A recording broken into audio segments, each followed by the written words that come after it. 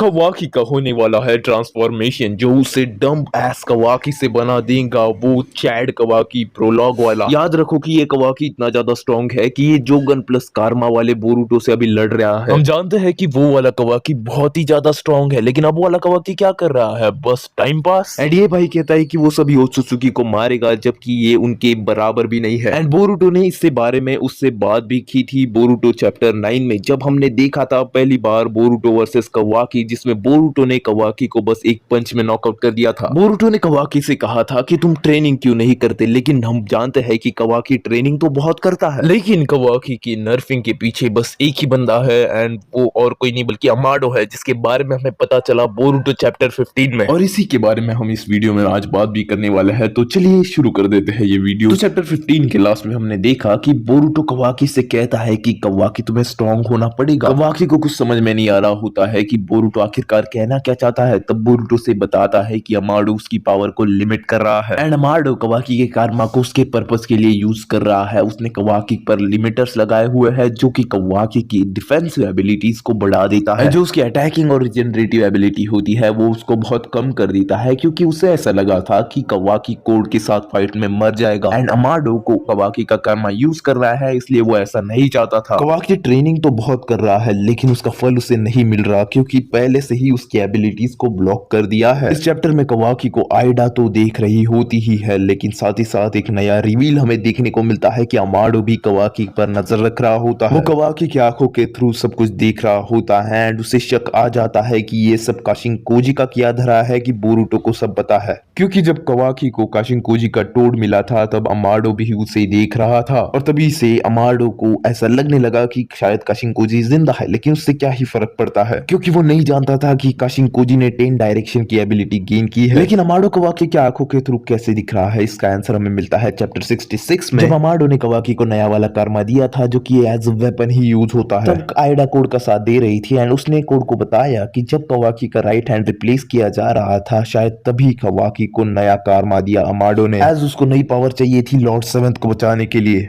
And उस वाले कारमा में कवाकी को इशिकी की पावर्स मिल गई थी। जब उसके डोजुत्सु में बस 4 ट्रायंगल्स ही थे, तब कवाकी ने डाइकोक्टेन, जिसमें वो दूसरे टाइमलाइन से ऑब्जेक्ट समन कर सकता था, और सुकुना हिकुना जैसी एबिलिटी भी सीख ली। एंड तब कवाकी ने बोरुटो से ये भी कहा था कि मैं तेको तेरे कारमा से फ्री करवाऊंगा। पिछले चैप्टर्स में भी बहुत सारे कुछ रिवील हमें देखने को मिलते हैं। तो पिछले चैप्टर का रिकैप तो यहीं पर खत्म हो जाता है, लेकिन अब हम बात करने वाले हैं करंट कवाकी के बारे में। इस फ्लैशबैक से हमें ये पता चलता है कि कवाकी अपनी मैक्सिमम स्ट्रेंथ यूज कर सकता था जब उसे नया नया कारमा मिला था, लेकिन जब अमाडो ने कोड के लिमिटर्स रिमूव किए, मतलब चैप्टर 70 में, तब शायद कवाकी को भी उसने रिकंस्ट्रक्ट किया होगा। चैप्टर 70 के बाद ही शायद अमाडो ने कवाकी की पावर्स को लिमिट किया होगा एंड उसके आंखों में शायद ऐसा कोई हिडन कैमरा लगा दिया होगा जिससे वो उसकी हरकतों पर नजर रख सके। अब हम बात करने वाले हैं कवाकी के डोजुत्सु के बारे में। जब उसके पास 4 ट्रायंगल्स थे डोजुत्सु में, तभी वो सुकुना हिकुना और डाइकोक्टेन यूज कर सकता था, लेकिन अभी उसके पास 8 ट्रायंगल्स है। इतने तो अपने इशिकी के पास भी थे, लेकिन फिर भी वो डायमेंशन में ट्रैवल नहीं कर सकता था, लेकिन अपना कवाकी डायमेंशन में ना सिर्फ किसी को भेज सकता है लेकिन ट्रैवल भी कर सकता है। देखो कवाकी बोरुटो पर पूरा विश्वास करता है एंड जो बोरुटो ने चिंगारी लगाई है अमाडो के बारे में, उसके बारे में भी कवाकी बहुत ही सोचेगा। वैसे ये दोनों भी अभी एक हो चुके हैं एंड उनके साथ ही साथ अपना काशिंकोजी भी है, लेकिन उनका खतरा भी बढ़ गया है क्योंकि यहाँ पर अपना कोड भी उनके खिलाफ आ गया है एंड साथ ही साथ सभी के सभी शिंजू तो है ही उनके खिलाफ। लेकिन एज बोरुटो ने कवाकी को बोला है कि अगर तुम्हें मुझ पर विश्वास नहीं है तो तुम जाकर अमाडो से पूछो कि उसने तुम्हारी पावर्स लिमिट किए है कि नहीं। एंड अभी हम थोड़ा प्रेडिक्शन की ओर बढ़ते हैं। अभी आगे क्या होगा मैं तुम्हें ये बताने वाला हूँ एंड ये सिंपल है। एंड कवाकी अभी अमाडो के पास जाएगा, वो उससे पूछेगा कि तुमने मेरी पावर्स लिमिट किए है कि नहीं, एंड अमाडो उसे हाँ ही कहेगा। कवाकी अमाडो को मारने की धमकी देगा एंड वो उससे कहेगा कि जल्दी से मेरे लिमिटर्स हटा, नहीं तो वो उसको मार डालेगा एंड अमाडो भी वैसा ही करेगा। ऐसा नहीं कि अमाडो कवाकी से डरता है, अगर अमाडो को लगा तो वो कवाकी को शट डाउन भी कर सकता है, ऐसा उसने आइडा को भी बताया है एंड आइडा भी इसके बारे में जानती है। लेकिन अमाडो ऐसा बिल्कुल भी नहीं करेगा क्योंकि उसे जरूरत है कवाकी की उसकी बेटी को फिर से वापस पाने के लिए। लेकिन बात इतनी सिंपल भी नहीं है क्योंकि अमाडो को उसकी बेटी ही चाहिए थी, तो अभी तक उसने अपनी बेटी को वापस क्यों नहीं पाया, इसके बारे में किसी और वीडियो में बात कर लेंगे। लेकिन अगले चैप्टर में अमाडो कवाकी का